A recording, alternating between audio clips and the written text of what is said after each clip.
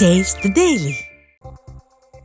திருச்சியில் நடைபெற்ற அதிமுக பாக்க முகவர்கள் கூட்டத்தில் முன்னாள் அமைச்சர் தேர்தல் வியூகம் குறித்து ஆலோசனை வழங்கினார். மாநகர் கிழக்கு தொகுதிக்குட்பட்ட கழக நிர்வாகிகள் மற்றும் பாக்க முகவர்கள் ஆலோசனைக் கூட்டம் கழக மாவட்ட செயலாளர் ஸ்ரீனிவாசன் தலைமையில் நடைபெற்றது.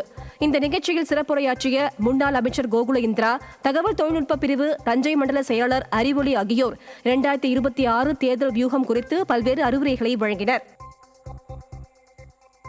கழக பொதுச் செயலாளர் செல்லும் இடங்களில் எல்லாம் மக்கள் கூட்டம் அலைமோதுவதாக திருப்பூர் மாநகர் மாவட்ட அதிமுக செயலாளர் பொள்ளாச்சி வி ஜெயராமன் தெரிவித்துள்ளார்.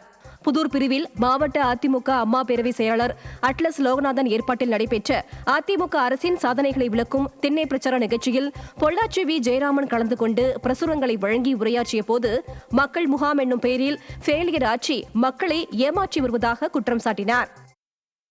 அண்ணன் எடப்பாடியார் அவர்கள் இந்த மாதம் 7ஆம் தேதி மேட்டுப்பாளையம் பத்ரகாளியம்மன் கோயிலே பத்ரகாளியம்மனை வழிபட்டு சிறப்பாக தன்னுடைய சுற்றுப்பயணத்தை தொடங்கி ஒவ்வொரு நாளும் அவருடைய பயணம் போகிற திசையெல்லாம் எங்கே பார்த்தாலும் மாபெரும் ஜனத்திரள், பல்லாயிரக்கணக்கான மக்கள் தினமும் அவரை காணுகிற வேகத்திலே இளைஞர்கள், இளம்பெண்கள், கற்றோர், விவசாயிகள், தொழிலதிபர்கள், தொழிலாளர்கள் என பலதரப்பட்ட மக்கள் அவரை காண்பதற்காக தமிழகம் முழுவதும் பேராதரவோடு திரண்டு கொண்டிருக்கிறார்கள்.